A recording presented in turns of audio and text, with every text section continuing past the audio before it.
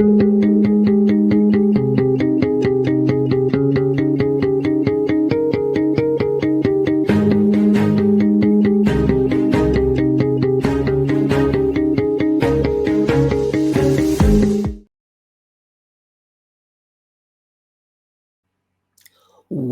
to the E-Cafe. I'm Elizabeth and I'm here with the posse today with the energy message for the upcoming week. What if this week you stop waiting for life to calm down and start commanding your own energy? Because everything is energy, and on this channel, it is our intention, our goal to remind you that your thoughts, your words, your choices, your reactions are all energy. And the moment you remember that, you stop living by default and start writing your own script. And one of the tools that we're sharing this week is learning how to use a journal to track what has been going on in your life. And it also helps us to see the script that we've already been writing. One of the first things that I will do with the client is I will have them get a new journal. Now, when you're getting a journal, it doesn't have to be one of those expensive ones. And really, I sort of encourage you to get something that isn't expensive, because one of the excuses or reasons that people come back to me and say, well, it wasn't that important, and I spent so much on this particular journal that I'm holding it for special occasions. That's just your head trying to keep you from examining what's going on in your life. So cross out that excuse and get you something that you will be comfortable with writing in. I use one of the journals. I love these journals. They are inexpensive, less than $1 if you get it on sale, so that you don't feel like you are holding it for any special occasions, but you're utilizing it to track your thoughts. You know, they say, think it, ink it. If the thought comes, get it down, write it down, take it out of the invisible and bring it into something concrete so you can see it. So often when our thoughts, they come so quick, they come so fast that we are unable to capture them or remember them. Your journal will help you do it. Now, give you a couple of ways of using this journal. One is what I started with almost 20 years ago, was writing 3 pages. Now, this idea came from Julia Cameron and from the book The Artist's Way. And she suggests that each day that you write, you 3 pages and just fill it up. Now, because I perhaps was like you, and I grew up with an educator who was always out with the red pen. So I felt that if I was going to write something, it had to be spelled the right way. It had to be punctuated the right way. Well, not with this, not with your journal. With your journal, what you are going to do. This is your journal. It is not for anybody else to see and grade. It is your journal talking to you. And so, how I got over the excuses that were going in my head about, well, I can't spell, I can't write, I just pushed myself to do for one of the things that I use is to push myself to get through 3 pages.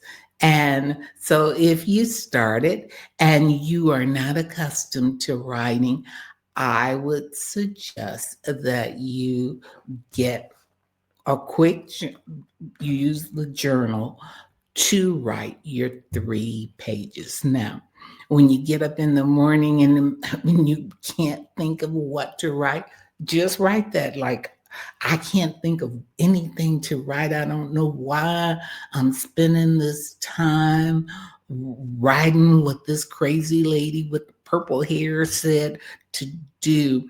But just keep on with all of the complaints, all of the arguments that you are receiving.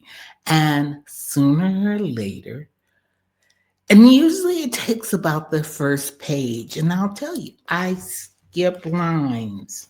Let's see if I can find a page just to. I skip lines. Oh, okay. Let's see. Here we go. There. Well, maybe I. Okay. There we go. I skip lines. I write big to get through to the end of the 3 pages.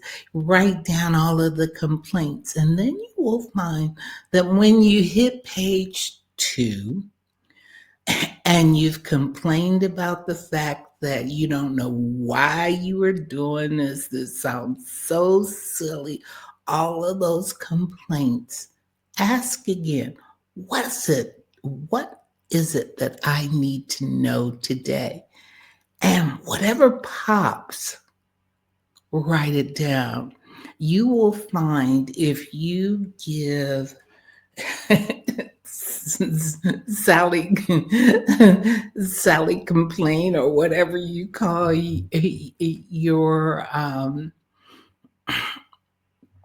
little me a chance to bring up all of the old stories, to bring up all of the complaints of why not to write, you will find that in there you will have moments of clarity that come through.